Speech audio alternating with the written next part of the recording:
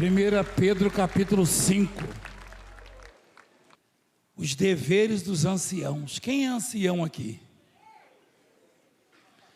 Engraçado que essa igreja é muito jovem, não tem ancião, não? Cuidado, nego, eu sou ancião. Eu sou ancião e ansioso.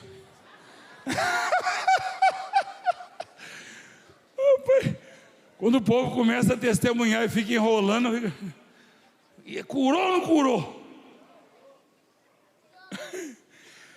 Então, agora, você quer ver como é que é? Ó, os deveres dos anciãos e dos... Quem é jovem aqui? Levanta a mão. Agora apareceu bastante, né? Ancião ninguém quer ser, né? Ancião. Aos presbíteros que estão entre vós, ademoesto eu, que sou também presbítero com eles, e testemunha das aflições de Cristo, e participante da glória que se há de revelar. A palavra de Deus, ela é diferente de tudo. Tudo que você já leu, já ouviu, já aprendeu, já participou, é diferente de tudo. Presta atenção no espírito. É que a palavra de Deus tem espírito. Esse homem, ele teve muitos problemas por causa da obra. Ele foi preso.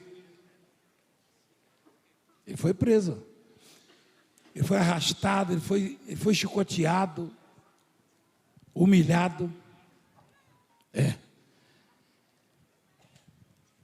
E aí, ele manda uma carta aos anciãos, aos idosos da igreja, os experientes, e também aos jovens. E ele fala para os pastores, presbíteros também. Aí ele diz assim: eu também sou presbítero com eles, e testemunha das aflições de quem? De Cristo. E participante da glória que tivemos na semana passada, não, né? Da glória que se há de quê? De revelar. Ao Espírito. Quer dizer, a coisa nem tinha acontecido ainda. Mas ele já sabia que essa glória iria se manifestar, viria para a vida dele.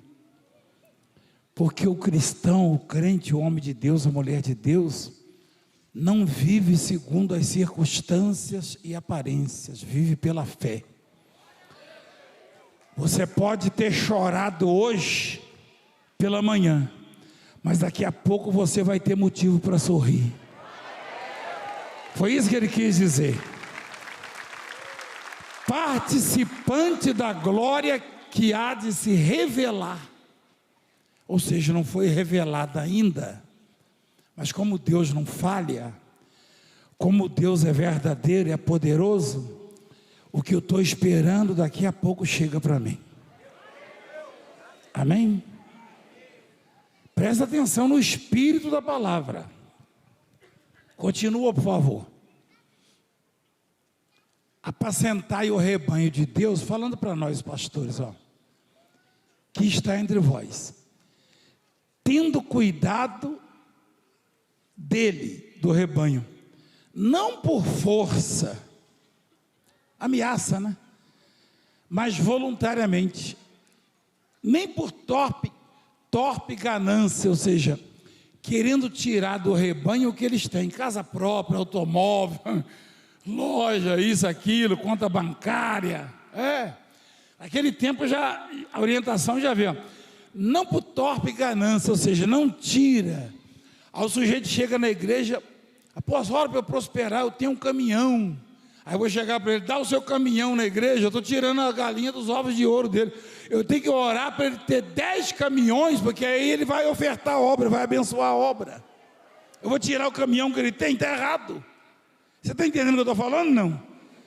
Eu não estou falando de igreja nenhuma não, tá? Se quiser também, se botar, se couber, né? Eu quero mais é que minhas ovelhas prosperem. Eu quero que você prospere, rapaz. Você prosperando, a igreja prospera, não é verdade? Você é fiel. Então, eu falei, é fiel, o corintiano levantou a mão lá. É verdade, é fiel. Então, como é que o pastor, ele vai abençoar o povo se ele tirar o que o povo tem? Ele tem que ensinar a ser fiel a Deus, a honrar a Deus, a investir. Mas ele tem que profetizar e mudar a vida das pessoas. Isso é para nós, esse recado dele aí. Daqui a pouco vem para vocês, vamos lá. Anciãos e jovens, ó. Olha só. Mas de ânimo pronto. O pastor tem que estar o quê, igreja? De ânimo pronto a ajudar, a interceder. Nem como tendo domínio sobre a herança de Deus. Nem como tendo domínio sobre a herança de Deus. Eu não tenho domínio sobre vocês. Eu não fico regrando a sua vida. Eu prego a palavra. Eu não fico ligando e perturbando você. Não. Pelo contrário. Mas eu ensino você a vencer, a superar as dificuldades, a manter-se na presença de Deus. Amém? Quem não vê, não ouve isso, não percebe, é porque não vem aqui. Porque quem vem aqui percebe que a gente prega a palavra de Deus. Então deixa no texto, por favor. O presbítero, o pastor, ele não pode exercer domínio sobre a herança de Deus, que é o povo, mas servindo de exemplo ao rebanho. Quem é o rebanho? As ovelhinhas, ó. E quando apareceu o sumo pastor, que é Jesus Cristo, alcançareis a incorruptível coroa de glória. É o que nós esperamos de Deus. Semelhantemente, vós, agora chega em vocês, jovens, sede sujeitos aos anciãos. Respeita os mais velhos, né? Assim que minha mãe ensinou. E sede todos sujeitos uns aos outros e revestivos de humildade, porque Deus resiste aos soberbos, mas dá graça aos humildes. Deus resiste ao soberbo. Soberba e humildade não se percebe só no olhar. Às vezes sim, mas é raro. Mas é na conduta. A humildade é quando alguém libera o perdão. Antes de ser ofendido, já deixa o perdão reservado. Humildade não é aparência. Jesus não tinha aparência de humildade. Não. E ele sabia disso quando ele disse: vinde a mim, vós que estáis cansados, oprimidos, sobrecarregados, eu vos aliviarei, tomai sobre vós o meu jugo, e aprendei de mim, que sou manso e humilde. Foi isso que ele falou, não? Você tem certeza? Ah, de coração, de coração. Porque uma coisa é humildade de coração, outra coisa é humildade de aparência.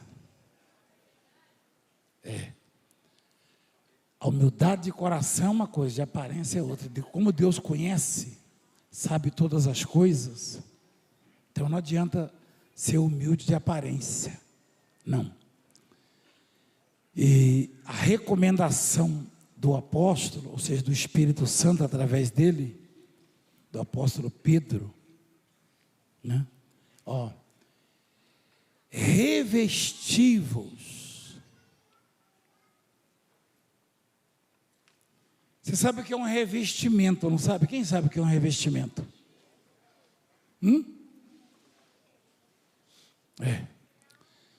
Você que tem que estar coberto De quê? De humildade. Revestivos de quê? Porque Deus resiste aos soberbos, mas dá graça aos humildes. Soberbos e humildes, ambos oram e são crentes. A igreja tem muita gente humilde e muita gente soberba. Tem pastor humilde, pastor soberbo, bispo humilde, bispo soberbo. E o soberbo não aceita ser repreendido, ensinado, corrigido. A gente percebe às vezes aqui. Tem pessoas que você diz, presta atenção na palavra. Sim, senhor. E sai abençoado. Tem outros que já reagem logo.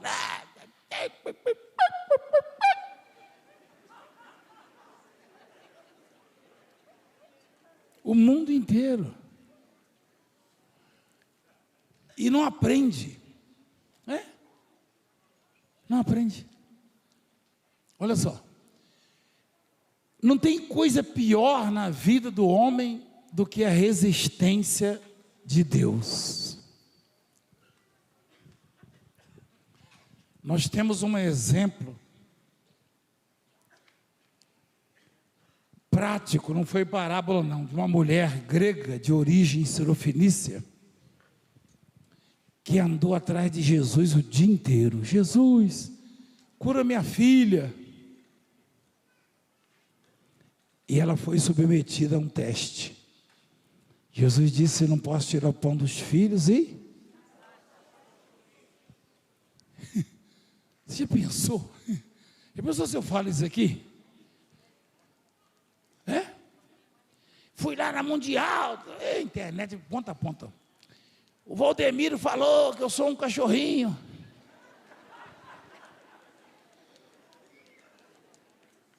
Aquele negão miserável.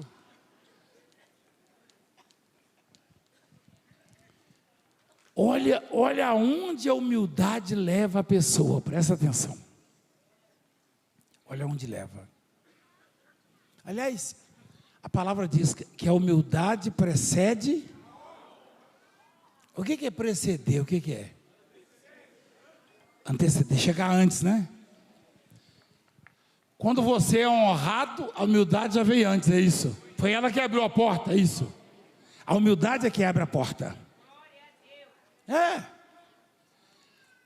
Então, não tem coisa pior do que Deus resistir você. A mulher falava, e Jesus falou, eu não vou tirar o pão dos filhos e lançar os cachorrinhos. Ela falou, sim, Senhor, mas os cachorrinhos também comem. Rapaz, Jesus falou, não tem outra solução a não ser resolver a vida dela. E ele falou, por causa desta palavra, ou seja, por causa da sua humildade, por causa da sua palavra, dessa palavra, pode ir e o demônio já saiu da sua frente.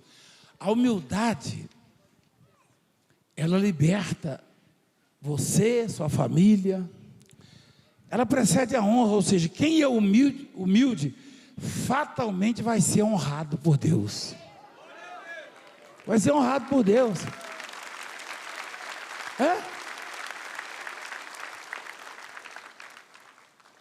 Então, Deus, Ele conhece o coração de cada um de nós. E Ele diz assim, Deus resiste o soberbo. Esse resistir significa que o soberbo, ora de manhã, Deus escuta e não responde. Ele ora de tarde, Deus escuta e não responde. Ele ora à noite, Deus escuta. Deus não está ouvindo minha oração? Está ouvindo. Ele não responde. Porque a soberba, ela bloqueia a entrada de Deus na sua vida. Ele só pode entrar se você se despojar, se esvaziar, entender, reconhecer a grandeza dele. posição social, conquistas, né? Às vezes, aplausos, moções, elevam a vaidade do ser humano. Porque todo ser humano é vaidoso. Mas quem consegue administrar isso e se despoja, esse Deus tem liberdade para abençoar, ou esta. Amém? Deus tem liberdade para abençoar, para entrar na vida do humilde e abençoá-lo. Ao soberbo ele resiste. Por que Deus está falando conosco? Provavelmente eu e você tenhamos algumas demandas, algumas questões que ainda não foram resolvidas, por causa de algum sentimento ruim, de mágoa, de rancor, de ódio, ou de grandeza. Isso pode ocorrer com qualquer um de nós. E quando a gente se despojar disso, Deus vai ter livre acesso, liberdade e vai nos abençoar. Deus vai coroar você, humilha-se diante de Deus. Aliás, você vai ver daqui a pouco, humilhai-vos debaixo da potente mão de Deus. Não é isso, filho? É logo a seguir já? Olha lá. Humilhai-vos, pois, debaixo da potente mão de Deus, para que a seu tempo vos... Você entende o que disso aí? Se a pessoa se humilha para Deus, ela vai ser exaltada? Quando? No tempo certo, no tempo de Deus. Hein? Está vendo? Até nisso, a gente aprende. Eu quero para ontem as coisas, sempre. Senhor, eu quero para ontem. Fica quieto aí, baixa sua bolinha, Valdemir. Eu vou dar quando você estiver preparada, quando eu achar que eu devo dar. Eu sei. Deus sabe tudo, sabe? Humilhai-vos. Não vai, porque você não daria um carro para um filho de 10 anos sair dirigindo por aí. Então pronto. Então presta atenção.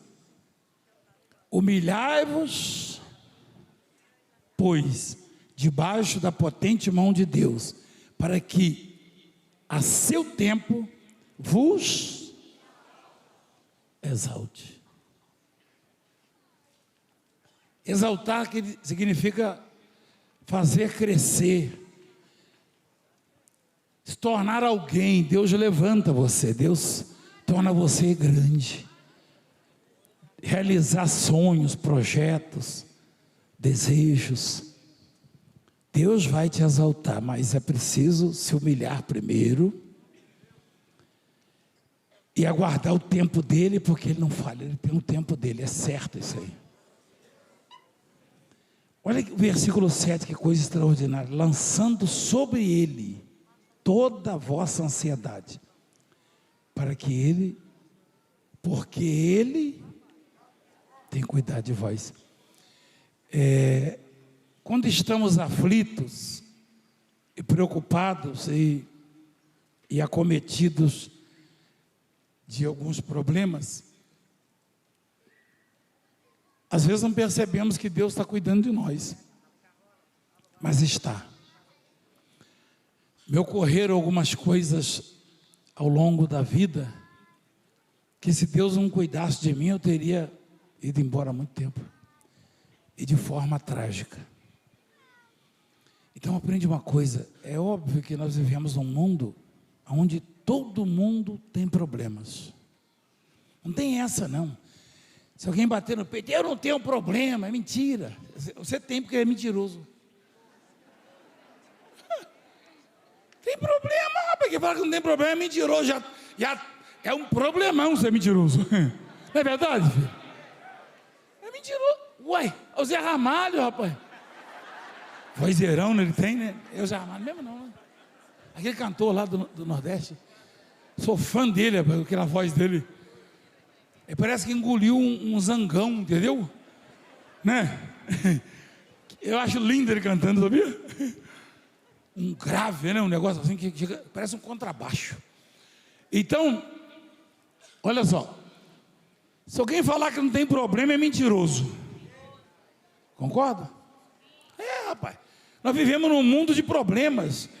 As pessoas se odeiam sem se conhecer. Isso não é problema? Isso é problema. Isso é problema. Familiares dentro da própria casa se odeiam. O mundo é mundo de problemas. Testemunho? E eu quero pregar a palavra, filha. Ela quer dar um testemunho lá da Bahia. Eu falei, meu Deus, deixa eu pregar, ó, baiana, minha rainha, deixa eu pregar. Então, Deus, Ele aceita isso. Ele que está mandando. Você acha que o profeta fez por conta própria? Não, Deus que mandou. Lançando sobre ele toda a vossa ansiedade. Porque ele tem o quê? Cuidado. Olha lá. Você sabe o que é ansiedade, não sabe? Boa parte da humanidade e grande parte do sofrimento é em decorrência da ansiedade. Quem sabia disso? E a recomendação, a ordem é lançar sobre Deus a nossa ansiedade. Ou seja, você está ansioso, você está preocupado. Você está preocupado? Lançar sobre Ele, lança a sua ansiedade, sua preocupação, sua angústia. Eu tomo antidepressivo. Em vez de tomar antidepressivo, lança sobre Deus a sua ansiedade. Joga para Ele. Mas como que eu faço isso? Orando e se humilhando diante dEle. Quando você ora e você se humilha para Deus, você está lançando sobre Ele, a sua depressão vai embora, sua ansiedade vai embora, sua angústia, e Ele fala no seu coraçãozinho, Ele tranquiliza você. É verdade, igreja? Sede sóbrios. Você conhece a palavra sóbrio?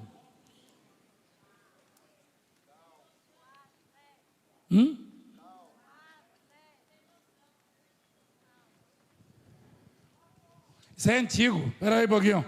Não me chama não. Escuta a palavra. Sede sóbrios. Quando a polícia vai atender uma ocorrência, bateu um carro, não sei aonde, bombeiro, a primeira coisa que vão ver é se o sujeito estava sóbrio. Hein? Com seus reflexos. Hein? Sanidade, consciente do que estava fazendo. Sede sóbrios, esteja consciente, sempre vigilante, sabendo, discernindo. Não perca o juízo, a razão.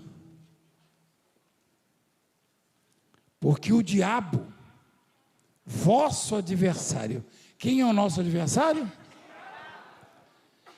Anda em derredor, bramando como? Buscando a quem possa tragar. Em primeiro lugar, o que é bramar? Bramar é gritar, reclamar, julgar. Bramar, sentir ódio, sentir raiva e expressar isso através dos gritos. Você já ouviu o diabo bramando? Já não, né? Não, você não ouviu. Aonde? Onde é que ele está? Fala aí que eu vou lá pegar ele. Estou caçando ele. Tem um jornal que botou lá uma caricatura. Isso aí é o que, filho? Bramar? Gritar exaltado ou enfurecido, tá vendo? Faz sentido que eu falei, não faz? Isso é bramar. Você já viu o diabo bramar? Não, você não ouviu. Ouviu, mas não sabe que foi o diabo. Eu vou explicar para você. Você ouve todo dia, ou toda hora, sei lá, depende do ambiente. E depende muito da posição de destaque. Às vezes, toda vez que alguém começar a se destacar, o diabo vai bramar mais. Ele fica bramando como? Buscando a quem possa. Você nunca viu, você já viu o diabo? Quem já viu o diabo? Você já viu? Senhora aí, como é que ele é? Minha mãe falava que ele tinha olho azul, cabelo fino assim, sedosos. Ela falava, minha mãe falava para as filhas assim, para meus irmãos, cuidado, hein? Esses rapazes bonitos que aparecem aí, isso é o diabo. Aí eu fiquei tranquilo, falei, eu sou feio. Olha, eu nunca vi o diabo. Espera aí. E se eu disser que eu ouvi o diabo bramar, aí é verdade. Só que não é o próprio espírito do diabo, não. São pessoas que sem razão, sem motivo algum, bramam contra você, rugem contra você, reagem contra você, fazem o mal a você. Então, primeiro que o diabo não é onipresente. O diabo é onipresente? Não. O diabo, ele designa os espíritos maus, seus subordinados, para usarem as pessoas, para elas bramarem contra os inocentes, contra os outros, principalmente contra os crentes. Como é que o diabo está ao meu redor bramando feito leão? Alguém que quer o seu mal, alguém que não gosta de você e que profere palavras contra você e que arma cilada contra você, é o diabo bramando contra a sua vida. Ele tem um exército dele. Aliás, se tem uma coisa que você consegue ver todo dia e toda hora, é o diabo bramando contra a minha vida. Não é verdade? É. Só que ele já está derrotado, vencido pelo poder. O único poder, poder do sangue de Jesus Cristo. Eles bramam, bramam, bramam. Você escuta e vem aqui receber a bênção e recebe. Alô? O diabo anda em derredor. Se ele tiver ao meu derredor, aonde eu estou, ele não consegue estar lá onde você está. Ele tem uns demônios, mas não são eles os demônios que vão bramar. Não. Eles vão bramar, eles precisam de um instrumento. Quem entende o que eu estou falando? Eles precisam de uma voz. Deus já falou com você aqui alguma vez? Já? Sempre? Eu fiquei até emocionado agora. Eu sou um sujeito assim muito... Eu sou muito pequeno, sabe, igreja? Eu choro à toa mesmo. Mas eu não tenho uma boa voz, assim, de locutor, de comunicador, não. Mas eu já ouvi tanta gente dizer que Deus falou com ele através da minha voz.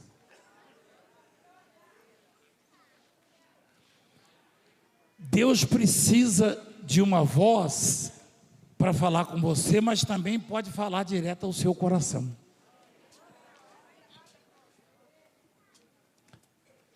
O diabo,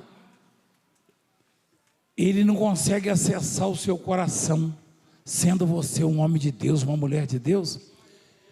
Ele vai bramar, ele vai falar através de uma voz. Presta atenção. E sempre negativamente.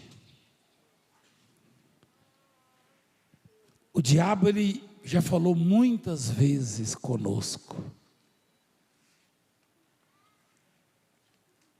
Deus já falou muito mais. Você tem que ser sóbrio, estar sóbrio, porque quem não está sóbrio não tem noção de onde está, do que está falando, do que está proferindo, do que está ouvindo, não percebe? Por isso você tem que estar sóbrio. Este estar sóbrio, esse sede sóbrio, esteja atento às vozes e tenha discernimento, o que é voz de Deus, o que é voz do diabo. O que é Deus falando, o que é o diabo bramando.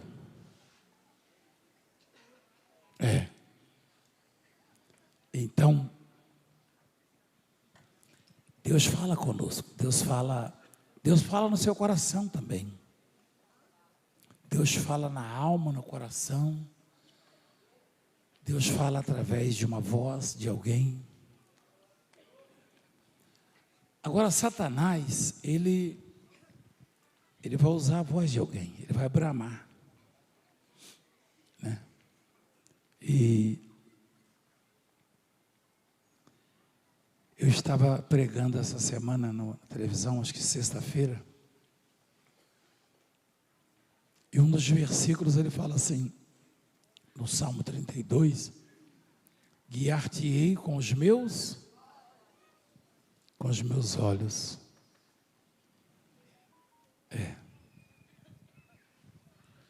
Ali Deus fala de quê? Deus fala da luz que os olhos dele representam em nossas vidas, nos guiando, e nos instrui, nos ensina. Olha lá, Deus é nosso instrutor, nosso professor, né?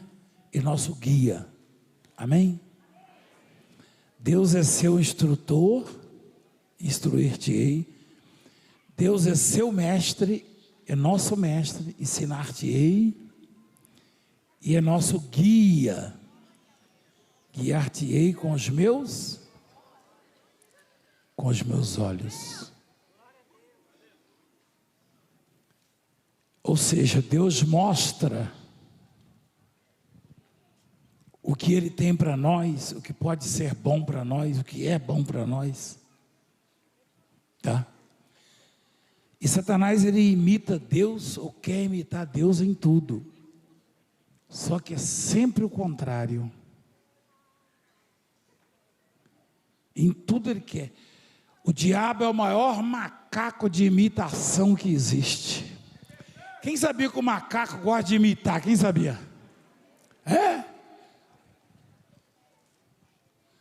Eu estava no zoológico com as minhas filhas e a bispa, elas eram pequenas.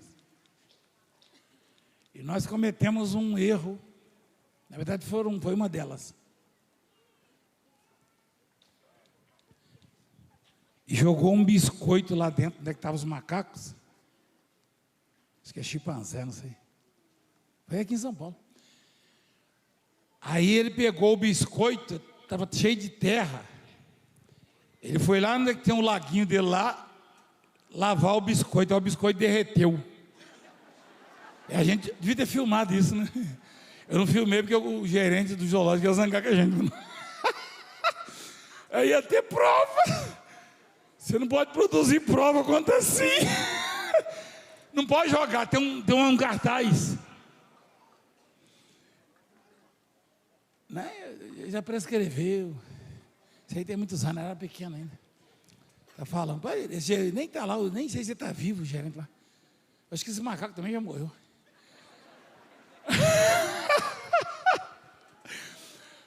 Olha que coisa. O macaco pegou o biscoito,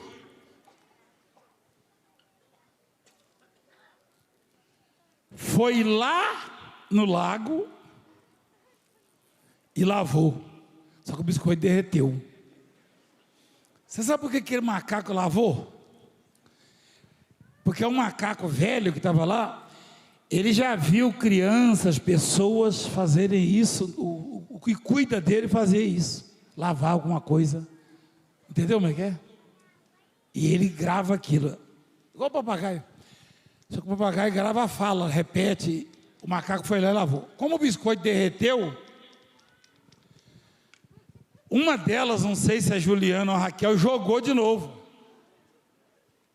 Falei, Jesus, vamos expulsar a gente daqui. Queria tratar do bichinho, né? Aí ele pegou o biscoito, rapaz, eu nunca mais esqueço isso. Ele pegou e foi andando, aí parou. Aí olhou para nós, olhou para a água, limpou assim e comeu. Não lavou. Eu falei, peraí, esse bicho não é inteligente. Ele não é inteligente. É instintivo, mas ele não é inteligente. Mas ele viu alguém fazer. E ele teve a prova que, né? A parte dele, o mérito dele é saber que ia derreter de novo, né? Mas ele viu alguém fazer. Ele imita, e o diabo imita Deus.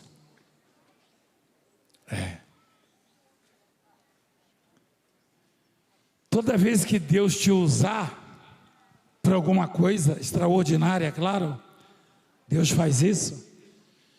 Cuidado, porque o diabo vai querer te usar para alguma coisa ruim, alguma coisa má. E não tem prêmio maior para o diabo do que usar alguém cujo Deus já usou. Ele desafia Deus. Está condenado, está derrotado, mas ele desafia. Os que são usados por Deus são os que mais têm que tomar cuidado para não serem usados pelo diabo. Lá com Jesus, um dos discípulos mais influentes, um dos principais dos discípulos do Senhor, Pedro, o diabo usou. Você sabia disso? E Jesus repreendeu o diabo que estava nele, usando. E aí o diabo tentou usar Jesus. Pegar Jesus em quê? Nos olhos. Ele mostrou assim, ó. Ele levou Jesus e falou, olha que coisa linda. Mostrou as cataratas do Iguaçu, hein? As montanhas. Mostrou cada coisa linda. Os Alpes. E ele falou, eu te dou tudo isso aí, ó. Te dou tudo isso aí. Tudo isso aí pode ser seu. Se você se prostrar em mim. Aquilo lá era do diabo? Era de quem? Aí, ó. O diabo, além de mentiroso, é estelionatário. Você não pode nem dar e nem vender o que não é seu. Ele queria dar o que já era de Deus. Ele viu que Jesus estava em carne, estava aflito ali. Eu te dou tudo isso aí, ó. Pessoalmente ele foi bramar ali. E aí insistiu. Nós temos que ter esta noção das coisas, discernimento, porque a coisa está estreitando cada vez mais. O diabo já teve muitas investidas contra você, o seu ministério, a sua vida, a sua fé, a sua esperança. Só que enquanto você viver, enquanto você estiver aqui nesse mundo, ele não vai desistir, porque o que ele quer ver é você se separar do amor de Deus, se afastar da presença de Deus. E todas as armas que ele puder, ele vai usar. E ele tem os agentes dele. Ele brama desta forma. No caso específico de Jesus, ele estava pessoalmente tentando desvirtuar, tentando cancelar o projeto do Senhor, não conseguiu. Então, a Bíblia manda se humilhar para Deus e ao diabo o quê? Resistir. Olha lá. ao qual resiste firmes na fé, sabendo que as mesmas aflições se cumprem entre os vossos irmãos no mundo. Não deixa Satanás dizer para você que não tem jeito para você. Ainda que ele diga, ele não sabe o que está falando. Na verdade ele sabe que tem jeito. Não para ele. Não tem jeito para o diabo. Para você tem. Não tem jeito para o diabo, para mim tem. Não tem jeito para Satanás, para nós tem.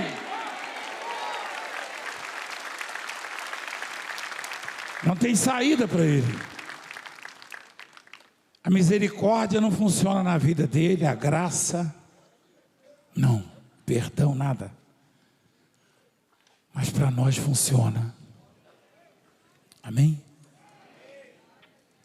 E o caminho é a humildade. Não está necessariamente nas palavras, mas na conduta, na maneira como você vê os outros. Você não deve olhar para as pessoas com altivez, subjugar as pessoas, achar que você está num outro patamar, acima desse ou daquele. Não está nada. Isso é besteira. Isso é besteira. Já falei isso com tanta gente. Já falei. Com tanta gente. Uma grande autoridade política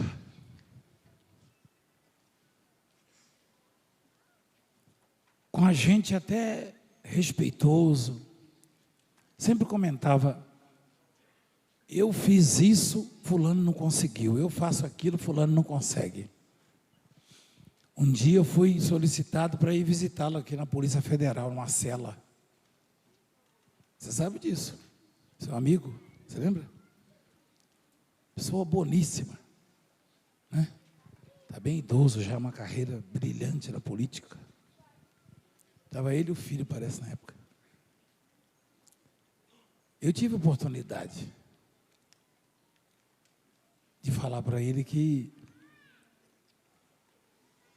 todos nós somos iguais, igualmente pequenos. Diploma, coloca à parte. Poder aquisitivo, a mesma coisa. Conhecimento, a mesma coisa. Não tem grande. Nem médico, nem pastor, nem apóstolo, nem governador, nem prefeito, nem ninguém. Só tem um grande. Não, porque eu meto a caneta. Daqui a pouco você vai ter que meter a caneta para você mesmo.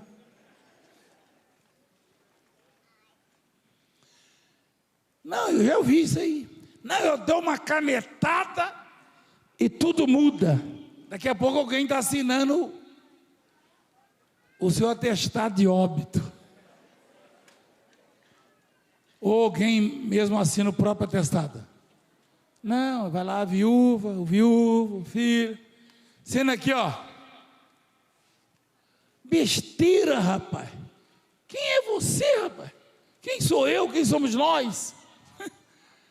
Nada. Só Deus é o Senhor. Aprende isso. Se humilha diante de Deus. E resiste ao diabo. O diabo não se cansa, não tem férias.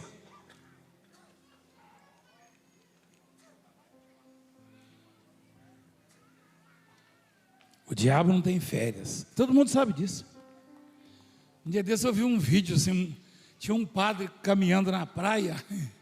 Ele é bem conhecido. Aí uma mulher falou: ô padre, você não está trabalhando não? Aí ele falou assim, está lá no vídeo, ele falou assim: eu estou de férias. Ela falou: mas o diabo não tira férias não, hein, padre? A mulher falou: mas dá um descanso pro coitado também, né? Espera aí, ó. Você já viu isso aí, não? Ele é conhecido, ele. A mulher falou, eu falei, olha rapaz, a mulher sabe, ela é católica, ela falou, o diabo não tira férias não, hein padre? Não tira mesmo não. Ele tem os agentes dele, ele brama no seu derredor, no meu derredor, mas sempre representado. Quem entende a palavra? Por isso que não vale a pena condenar alguém que está bramando, porque não vem dela, não é próprio dela, é daquele que a usa. Alguém disse, a nossa luta não é contra carne e sangue. Falou ou não falou? Que sabedoria, né? Foi o Paulo que falou, o apóstolo Paulo? Foi, filho? Está em Efésios isso aí, não? Capítulo 10? Capítulo 6, perdão, a partir do 10, né? Olha lá. A nossa luta não é contra a carne, que dá vontade de meter o chicote, às vezes dá. Não, tem que falar a verdade, né? Às vezes o sujeito é tão usado pelo Satanás e brama tanto que dá vontade de sentar a moca. Sabe o que é moca? Um sapecha, um cipó que tem uma pelota assim na ponta. Entendeu? Lá na roça o couro comia, minha mãe pegava aquilo, ó. Se dói, você está doido. Meu Deus, doeu até agora uma cadeia há muito tempo atrás. Que dá vontade de sentar a moca, dá. Mas não pode. E o final das contas, depois chega aqui, apóstolo, eu te odiava, agora eu te amo. Hoje eu precisava ouvir essas coisas que eu ouvi aqui. Eu vim tão aperreado hoje para cá, com tantas falácias. Uma me chamando de santo diabo, outro falando que me odeia. Aí, ó. Fica de pé, por favor. Você entendeu a palavra? Sabe o que você faz? Entrega seus caminhos ao Senhor.